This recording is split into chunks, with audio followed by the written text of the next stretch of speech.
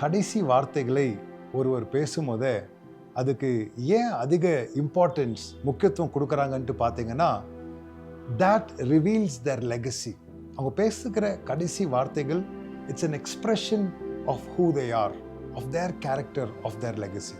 இயேசு கிறிஸ்துவுடைய கடைசி வார்த்தைகளை நாம் பார்க்கும்போது அவருடைய வாழ்க்கையின் செய்தி, அவருடைய முகாந்திரம், அவருடைய வாழ்க்கையின் அந்த குணாதிசயங்கள் எல்லாவற்றும் அது நம்மளுக்கு எடுத்துக்காட்டியாக இருக்கிறது. இந்த வார்த்தை நாம் பார்க்க போகிறது இயேசு கிறிஸ்து சிலுவையில் பேசின 5வது வார்த்தை. இந்த வார்த்தையை குறித்து நாம் ஏற்கனவே சங்கீதங்களை நாம் வாசிக்கிறோம். இயேசு செய்த எல்லா காரியங்களும் நீங்க பார்த்தீங்கன்னா it is a fulfillment of the scriptures. 69வது சங்கீதம் 21ஆம் வசனத்துல இந்த வார்த்தையின் காரியங்களை நாம் வாசிக்கிறோம். நாம் இப்பொழுது யோவான் 19:28 நாம் வாசிப்போம். அதன் பின்பு எல்லாம் முடிந்தது என்று இயேசு அறிந்து வேத வாக்கியம் நிறைவேறத்தக்கதாக தாகமாயிருக்கிறேன் என்றார். இயேசு முழுவதுமாக மனுஷனாக இருந்தார், முழுவதுமாக தேவனாய் இருந்தார். அவர் பாடுபடும் போது அநேக மக்கள் இன்னைக்கு சொல்றாங்க, அவர் தேவனா இருந்தாரு, இதெல்லாம் அவருக்கு கஷ்டமா இருக்காது, இந்த வழியெல்லாம் பெரிய வழி கிடையாதுன்னு. ஆனால் அவர் just the fact that he said I thirst, நான் தாகமாய் இருக்கிறேன் என்று அவர் சொன்ன அந்த காரியத்தை நாம் பார்க்கும் போது we see the humanity of Christ. ஒரு பக்கத்துல அவருடைய மனுஷ சுபாவத்தை, குணாதிசயத்தை அந்த இடத்துல நாம் பார்க்கிறோம். அந்த வியாகுலத்தை நம்ம பார்க்கிறோம். ஒரு உடல் இவ்வளவு அவர் பாடுக்குள்ள போச்சுன்னா அது என்ன எதிர்பார்க்கும், அதெல்லாம் நாம் பார்க்கிறோம். அதே நேரத்துல ஆவிக்குரிய நிலைமையில இன்னொரு காரியத்தையும் நம்ம பார்க்கிறோம், the spiritual cry. இயேசு கிறிஸ்து வெறும் அவர் சரீரபூர்வமா அந்த கூக்குரலை விடல, அவர் ஆவிக்குரிய மண்டபத்துல இருக்கிற இந்த கூக்குரலை இயேசு எடுத்து காட்டுவரா இருக்கிறார். ஒரு பெரிய தாகம் இந்த உலகத்துல காணப்படுகிறது. என்ன தாகம் இந்த உலகத்துல நாம் பார்க்கிறோம்? முதலாவது ரட்சிப்புக்கான ஒரு தாகம். எல்லா மனுஷருக்கும் தெரியும், எனக்கும் தேவனுக்கும் ஏதோ பிரச்சனை உண்டு, நாங்கள் வாழ வேண்டிய தேவனோட வாழ வேண்டிய இடத்துல அந்த நிலைமையில நாங்கள் இல்லை. எங்கள் பாவங்கள் எங்களுக்கும் தேவனுக்கு நடுவுல இன்னைக்கு செயல்பட்டு கொண்டு இருக்கிறதுனால தேவனுக்கும் எங்களுக்கும் ஒரு பிரிவினை இருக்கிறது என்று ஒரு ஸ்பிரிச்சுவல் தர்ஸ்ட் மனுஷக்குள்ளும் கத்தி கொண்டிருக்கிறாங்க, கூக்குரல் போட்டு கொண்டிருக்கிறாங்க, பல முயற்சி எடுத்து கொண்டிருக்கிறாங்க இந்த தாகத்தை தீர்த்து கொள்ள. நீதிக்கு ஏற்ற ஒரு தாகம், நான் நீதிமான் ஆக்கப்பட வேண்டும், நான் நீதிகரிக்கப்பட வேண்டும், அதுக்காக பணத்தை எரிக்கிறது, உடலை ஒப்பு கொடுக்கிறது, பல கிலோமீட்டர்களாக நாங்க நடக்கிறது, அநேக முயற்சிகளை மனுஷக்குள்ள எடுத்திருக்கிறாங்க. ஏனென்றால் ஒரு ஆழமான ஒரு தாகம் உண்டு. மூன்றாவதாக பார்க்கிறோம், நான் மன்னிக்கப்பட வேண்டும், என் பாவங்கள் மன்னிக்கப்பட வேண்டும், என் பாவத்திலிருந்து நான் விமோச்சனம் பெற வேண்டும், நான் சுத்திகரிக்கப்பட வேண்டும் என்று ஒரு ஆழமான தாகம் எல்லா மனுஷ குலத்திலையும் இருக்குதுங்க. It's a deep thirst for forgiveness. எல்லா மனுஷ குலத்துக்குள்ள இருக்கிற ஒரு தாகத்தை நாம் பார்க்கிறோம். நான்காவதாக பார்க்கிறோம், என் வாழ்க்கைக்கு ஒரு நோக்கம் இல்லையா, நான் எனக்கு என்ன அனுப்பின இந்த காரியத்தை நான் செய்து முடிக்க எனக்குள்ள ஒரு நோக்கம் இருக்கிறது, அதை நான் கண்டுபிடிக்கணும், அதை நான் எப்படியாவது செய்யணும் என்ற நோக்கத்தின் தாகம் மனுஷனுக்குள்ளாக இருக்கிறது. ஐந்தாவதாக பார்க்கிறோம், மனுஷனுக்குள்ள நித்திய வாழ்வின் தாகம் இருக்கிறது. நான் மரித்தால் எங்க போகிறேன், என் கண்டிப்பா மூடப்பட்டால் நான் என்ன செய்ய போகிறேன் என்ற ஒரு ஆழமான தாகம் மனுஷர்களை அழித்து கொண்டு இருக்கிறது. இயேசு கிறிஸ்து சிலுவையில் இருக்கும் போது நான் தாகமா இருக்கிறேன் என்று சொன்னவர் சில அதிகாரங்களுக்கு முன்பதாக நாம் பார்க்கிறோம். 19வது அதிகாரத்துல நான் தாகமா இருக்கிறேன்னு சொல்லுகிறாரு. 7வது அதிகாரத்துல இந்த மரணத்தை குறித்தெல்லாம் பேசுறதுக்கு முன்பதாகவே சொல்றாரு, ஒருவன் தாகமா இருந்தால் என்னிடத்துல வரட்டும். 7வது அதிகாரம் யோவான் 37வது வசனத்துல பார்க்கிறோம், ஒருவன் தாகமா இருந்தால் என்னிடத்துல வரட்டும் ஆண்டவராகிய இயேசு கிறிஸ்து சொல்லுகிறார். யோவான் 4வது அதிகாரம் 14வது வசனத்துல இயேசு சொல்லுகிறாரு, அந்த கெனட்ரண்டில ஒரு தாகமுள்ள ஒரு ஸ்திரீ வந்திருக்கிறா, அவளுக்கு இதே தாகங்கள் தான் இருக்கிறது. நான் இன்னைக்கு பரிபூர்ணமானவள் அல்ல, நான் நோக்கமற்றவளா இருக்கிறேன், எனக்குள்ள நீதி இல்லை, நான் சுத்தமாக்கப்பட வேண்டும், நான் மன்னிக்கப்பட வேண்டும் என்று பல தியாகங்கள் நிறைந்து வந்த அந்த ஸ்திரீயை பார்த்து இயேசு சொல்றார், நான் கொடுக்கிற தண்ணீர் குடித்தால் ஒருவன் என்றென்றைக்கும் தாகம் அடையான் என்று இயேசு சொல்கிற வார்த்தைகளை நாம் பார்க்கிறோம். அதே இயேசு சிலுவையில ஒரு பெரிய கூக்குரலை விடுகிறார். என்ன கூக்குரலுங்க? It's a representation of the thirst that men are going through. இந்த உலகத்துல வாழ்ந்து கொண்டிருக்கிற மக்கள் போய்கொண்டிருக்கிற தாகத்தின் ஒரு முதலீடாக, ஒரு பிரதிநிதியாக இயேசு கிறிஸ்து இந்த வார்த்தைகளை சொல்லுகிறத நாம் பார்க்கிறோம். அதை என்ன சொல்லி நம்ம நினைவு கூறுகிறோம்னு பார்த்தா, இயேசு கிறிஸ்து கிட்ட வரவங்களுக்கு அந்த தாகம் தீர்க்கப்படும். நானே ஜீவ தண்ணீரா இருக்கிறேன்னு இயேசு சொல்லுகிறார். ஜீவ ஊற்றா இயேசு கிறிஸ்து தான் இருக்கிறாருங்க. அவரிடத்துல நாம் வரும்போது நம் தாகங்கள் உண்மையாகவே தீர்க்கப்படும். அவர் நமக்காக பலியானார், அவர் நமக்காக தாகம் கொண்டார்.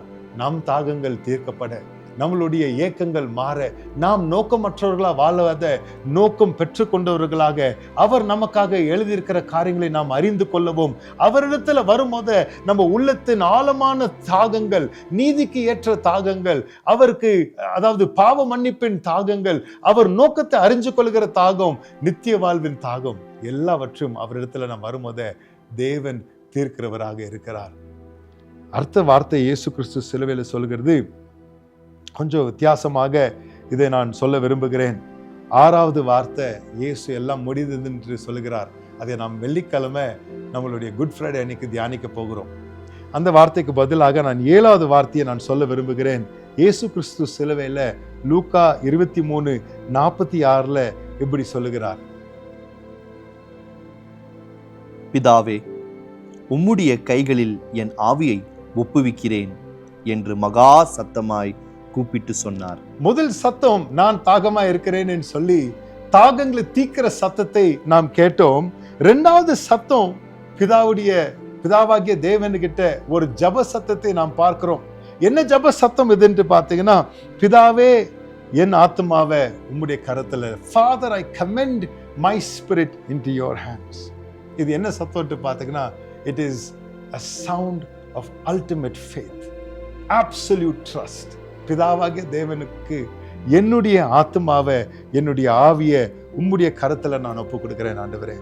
பாருங்க, இந்த விசுவாசம் என்பது அது சுகபோகத்துல அதை நிரூபிக்க முடியாதுங்க. இந்த மாதிரி ரொம்ப வியாகுலத்தின் நேரத்துல, கஷ்டத்தின் நேரத்துல இயேசு இப்படி ஒரு பாடின் வழியா போய்கொண்டு இருக்கும் போது அவர் சொல்றாரு, ஆண்டவரே உங்க கையில என் ஆத்மாவை நான் ஒப்பு கொடுக்கிறேன். It's a prayer of trust. விசுவாசத்தின் ஒரு ஜெபத்தை இயேசு சொல்லுகிறார். எனக்கு எல்லாமே வலியா இருக்கு, கைவிடப்பட்ட நிலைமையில இருக்கிறேன், ஆகிலும் உம்முடைய கரத்துல என்னுடைய ஆத்மாவை நான் ஒப்பு கொடுக்கிறேன். என் ஆத்மாவை தாவீது சொல்றாரு, மாயைக்கு நான் ஒப்பு கொடுக்கல, என் ஆத்மாவுக்கு உலக ஆசைகளுக்கு நான் ஒப்பு கொடுக்கல, என் ஆத்மாவை சுகபோகத்துக்கு நான் ஒப்பு கொடுக்கல, பொய்யான காரியங்களுக்கு என்ன நான் ஒப்பு கொடுக்கல, ஆனா என் ஆத்மாவை தேவ கரத்துல நான் ஒப்பு கொடுக்கிறேன். The safest place you can be in your crisis is in the very hands of God. தேவனுடைய கரத்துல, உங்க உச்சக்கட்ட பிரச்சனத்துல, உங்க பயங்கரமான சூழ்நிலை மேல, உங்க சிலுவையின் அனுபவத்துல நீங்க ரொம்ப பத்திரமா இருக்கிற ஒரு இடம் எதுன்னு பார்த்தீங்கன்னா தேவ கரம். வேற எங்கேயும் ஓடாதீங்க, யாரையும் தேடாதீங்க, யாரையும் நம்பாதீங்க, யார் மேலேயும் சார்ந்து கொள்ளாதீங்க, தேவ கருத்துக்குள்ளாக விழுந்துடுங்க. ஆண்டவர் நம்மளை பாதுகாக்கிற ஆத்ம நேசராக இருக்கிறார், நம்மளை வழி நடத்துகிற மெய்ப்பனா நம்ம ஆண்டவர் இருக்கிறார். அவரை நோக்கி நாம் பார்க்கும் போது ஒருபோதும் வெக்கப்பட்டு போக மாட்டோம், கைவிடப்பட மாட்டோம், நம்மளை நடத்துறவரா இருக்கிறார். இந்த வார்த்தைகளை, இயேசு சொன்ன வார்த்தைகளை, இன்னொரு காரியத்தை நாம் பார்க்கிறோம். Full surrender. இயேசு பேசின வார்த்தையில நாம் பார்க்கிறது, பிதாவாகிய தேவனுடைய கரத்துல, அவருடைய கரத்துல என் வாழ்க்கையை நான், என் ஆத்மாவை ஒப்பு கொடுக்கிறேன். நம்ம பார்க்கும் போது அங்க என்ன பார்க்கிறோம்னா, முழுவதுமான ஒரு அர்ப்பணிப்பை நாம் பார்க்கிறோம். இந்த அர்ப்பணிப்பு வெறும் பிரச்சனையில தொடங்கலைங்க. இந்த அர்ப்பணிப்பு முதல்ல இருந்து இயேசு வாழ்க்கையில நம்ம பார்க்கிறோம். only a surrendered life will be a fully surrendered life. எந்த வாழ்க்கை முதலாவது அர்ப்பணிக்கப்பட்டு கொண்டே இருக்குதோ, தினந்தோறும் அர்ப்பணிப்புல வாழுதோ, அதுதான் கடைசி மட்டும் அர்ப்பணிப்பிலே இருக்கும். அங்க இங்கே நம்ம அப்படி இப்படி தீர்மானங்களை பண்ணி கொண்டு நம்ம இஷ்ட பிரகாரம் நம்ம வாழ்ந்து கொண்டு திடீர்னு ஒரு நாள் நம்ம அர்ப்பணிக்கணும்னு நம்ம முடிவெடுத்தா அது கொஞ்சம் கஷ்டம் தாங்க. Surrender is an everyday activity. தினந்தோறும் நம்ம என்ன பண்ணணும், இயேசு கிறிஸ்துவ நம்ம பார்க்கிறோம். அவர் ஜெபத்துல அவர் அர்ப்பணிப்பு காணப்பட்டிருந்துச்சு, அவர் ஊழியத்தில் அர்ப்பணிப்பு காணப்பட்டிருந்துச்சு, அவர் தீர்மானங்களை தேவனுக்கு அர்ப்பணிப்பு காணப்பட்டிருந்துச்சு. இப்போ வாழ்க்கையின் உச்சக்கட்டத்துல இருக்கிறாருங்க, அர்ப்பணிக்கிறாரு. ஆண்டவரே உம்முடைய கரத்துல fully I surrender, முழுவதுமாக ஒப்பு கொடுத்த ஒரு காரியத்தை நம்ம பார்க்கிறோம். விசுவாசிகளா இருக்கிற நமக்கு, தேவனுடைய பிள்ளைகளா இருக்கிற நமக்கு இந்த வசனங்கள்ந்து சில காரியங்களை நம்ம கற்றுக்கொள்கிறோம். நம்ம தாகம் யாரும் தீர்க்க முடியாது. இயேசுவை தவிர நம்ம வேற எங்கேயும் போகக்கூடாதுங்க.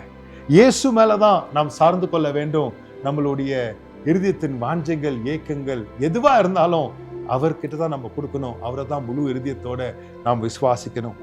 கடைசி மட்டும் எல்லா விஷயங்களையும் கிறிஸ்துவ போல அர்ப்பணிப்பின் வாழ்க்கை நாம் வாழ வேண்டும். இப்படி நாம் ஜீவிக்கும் போது இயேசு கிறிஸ்துவ போல நாம் ஜீவிக்கிறவர்களாக இருப்போம். கிறிஸ்து இயேசு உலகத்தின் தாகங்களை தீர்க்க கடைசியில கூட அவர் ஒரு கூக்குரலை விடுகிறார். தாகங்களை தீர்க்கிற தேவன் அவர் நமக்காக தாகமானார், நமக்காக பலியானார், நமக்காக அவர் பல காரியங்களை செய்து நம்மளை விடுவித்தார். நமக்காக சிலுவையில அவ்வளோ வியாகுலத்துக்குள்ளாக போய் நம்ம தாகங்களை அவர் தீர்த்தார். அவர் மேல நாம் சார்ந்து கொள்ள வேண்டும். அவரை நாம் சார்ந்து கொள்ளும் போது நமக்கு தோல்வி இல்லைங்க. அவரை நாம் சார்ந்து கொள்ளும் போது, அவரை நாம் விசுவாசிக்கும் போது, அவர் கருத்துல நம்ம ஆத்மாவை நம்ம ஒப்பு கொடுக்கும் போது நம்ம ஆத்மா பத்திரமா இருக்கும். நாம் அப்படி இருக்கும் போது நாம் ஃபுல்லி சரண்டர்ட், அவர் கருத்துல முழுவதுமாக அர்ப்பணிக்கப்பட்ட ஒப்பு கொடுக்கப்பட்ட ஆத்மாக்களாக இருக்கும் போது நாம் தேவ மகிமையில ஜீவிக்கிறவர்களாக இருப்போம். நாம் ஜெபிக்க போகிறோம். இந்த நேரத்துல இயேசு கிறிஸ்துடைய வார்த்தைகளை நாம் பார்த்தோம். நாம் ஜெபிக்க போகிறோம். ஒருவேளை உங்களுக்கு ஏதாச்சும் தாகங்கள் இருந்தா இன்னைக்கு ஆண்டவர் கையில ஒப்பு கொடுங்க. ஆண்டவரே, நான் உமக்காக நான் ஜீவிக்கணும். என் தாகங்களை நீங்க தீர்க்கணும். வேற எங்கேயும் என் தாகங்கள் திருப்தியாக்கப்பட நான் போக மாட்டேன்ப்பா. அப்படி போய்கொண்டு இருந்தா நான் ஏமாற்றப்பட்டு இருக்கிறேன். ஆனா கிறிஸ்து இயேசு அண்டையில வரும்போது ஒருவனும் தாகம் படாத, யோவான் 4:14 வாசிக்கிறது போல அவர் கொடுக்கிற அந்த தண்ணீரை குடிக்கிறவன் என்றென்றைக்கும் அவன் தாகம் அடையான். என்றென்றைக்கும் அவன் தாக அடையாம அவன் ஜீவ ஊற்றா மாறுவான் என்று, அவனுக்குள்ளாக ஒரு ஜீவ ஊற்று எழும்பும் என்று யோவான் 7 இயேசு சொன்னாருங்க. அந்த தாகத்தை தீர்க்கிற இயேசு கிட்ட நாம் வருவோம் என்றால், அவரை நாம் சார்ந்து கொள்வோம் என்றால், அவருக்கு சரணாகதியாக நம்மளை ஒப்பு கொடுத்து நாம் வாழ்ந்தோம் என்றால், நாம் தேவனுடைய மகிமையை நாம் அனுபவிக்கிறவர்களாக நாம் இருப்போம். பிதாவே, உமக்கு நாங்கள் நன்றி சொல்லுகிறோம். ஐயா ஆண்டவரே, நீர் பேசின இந்த கடைசி வார்த்தைகளை நாம் பார்த்து ஆச்சரியப்படுகிறோம். எங்களை நாங்கள் ஒப்பு கொடுக்கிறோம் அப்பா. ஆண்டவரே, உம்முடைய தாகத்தை நாங்கள் பார்க்கிறோம். நாங்க எங்க தாகங்கள் தீர்க்கப்பட எங்களுக்காக பலியானீர். உங்க மேல நாங்க சார்ந்து கொள்ள, உமக்கு எங்களை சரணாகதியாக ஒப்பு கொடுத்து கொண்டே இருக்க, எல்லா கட்டத்துல எங்க ஆத்மா உங்க கருத்துல நாங்க ஒப்பு கொடுத்து, ஆண்டவரே, வேற எந்த பக்கமோ எங்க தாகங்கள் தீரவோ, நாங்கள் பத்திரம் அடையவோ, ஆண்டவரே, எங்க மனதின் போக்கின் பிரகாரம் நாங்க போகாமல் உம்மை பார்த்து நாங்க உமக்காக நீர் வாழ்ந்த பிரகாரம் நாங்க வாழ ஒப்பு கொடுக்க எங்களுக்கு உதவி செய்யுங்கப்பா. பார்த்து கொண்டிருக்கிற எல்லாரையும் நீங்க ஆசீர்வதிங்க, வழி நடத்துங்க. உமக்கே துதிகன மகிமை உண்டாகட்டும். இயேசு மூலம் ஜெபிக்கிறேன் ஜீவனுள்ள நல்ல பிதாவே. ஆமென், ஆமென்.